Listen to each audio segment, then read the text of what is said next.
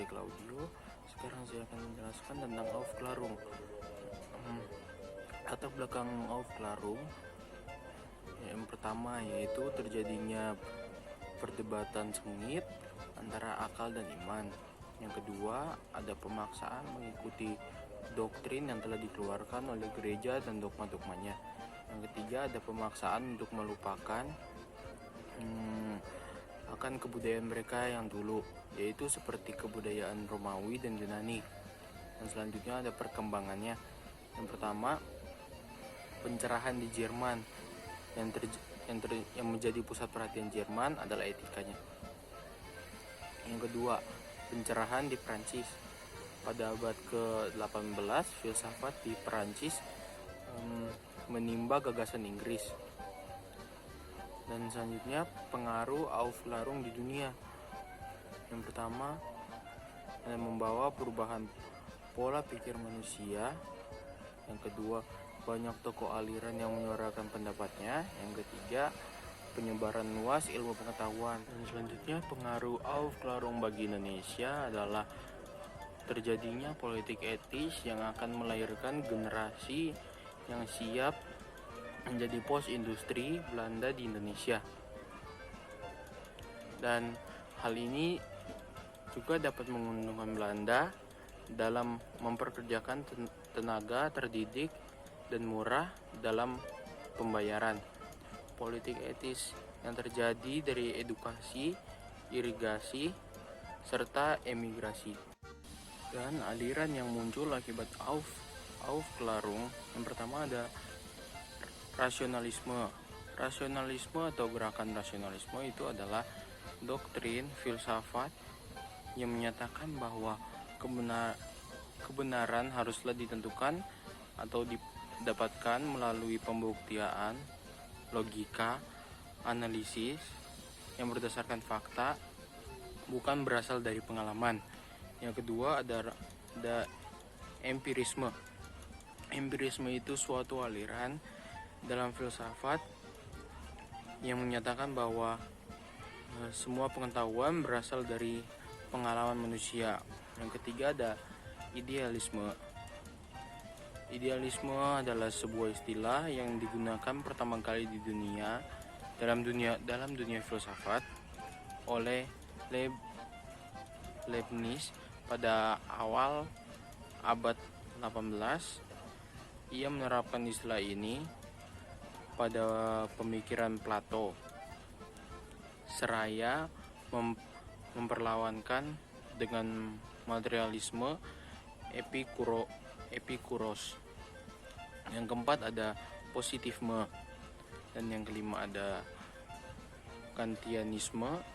Yang keenam ada pragmatisme, yaitu aliran filsafat yang mengajarkan bahwa yang benar adalah segala sesuatu yang membuktikan dirinya sebagai yang benar dengan melihat kepada akibat-akibat atau hasil yang dimanfaatkan secara praktis. Yang ketujuh ada fenomenologi. Dan yang kedelapan ada eksistensialisme, yaitu tradisi pemikiran filsafat yang terutama diasosiasikan dengan beberapa filsuf Eropa pada abad ke-19 sampai ke-20 yang sepaham bahwa pemikiran filsafat bermula dengan objek manusia, bukan hanya objek manusia yang berpikir, tapi juga individu manusia yang melakukan, yang secara merasa dan yang hidup.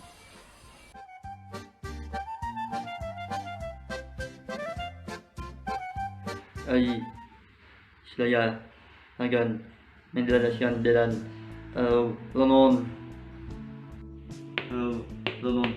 Asyadali, Asyad Deman, Alina, Delan, Dalam, Asa, English, Alina, Eli, Men,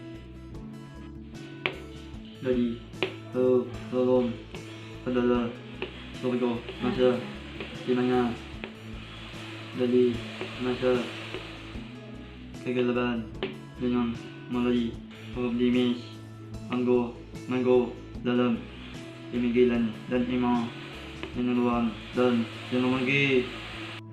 Hebat si penye tanya, lenon dari karena adanya perbedaan adalah biar berbeda yang menggolongkan iman dan negarawan yang menginginkan agar permasalahan oleh dia kerja masyarakat monggo dimasyarakat lin dan menambahkan kebudayaan namanya dan mengalir ulu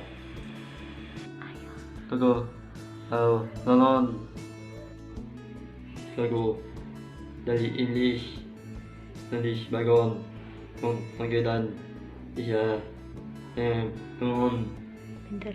gua dari English Dean ya wes mau slow dan udai tiga dari Deman Manuel kan dan Christian Bo 2, 3. Inono tahu Lamon Belgium dan Libe Bersime dan Nyosi Ono Desme mulai Belmont Poland Inian lalu Dalamidan Ilmu Ilmuwan dan Ilmu Terima kasih.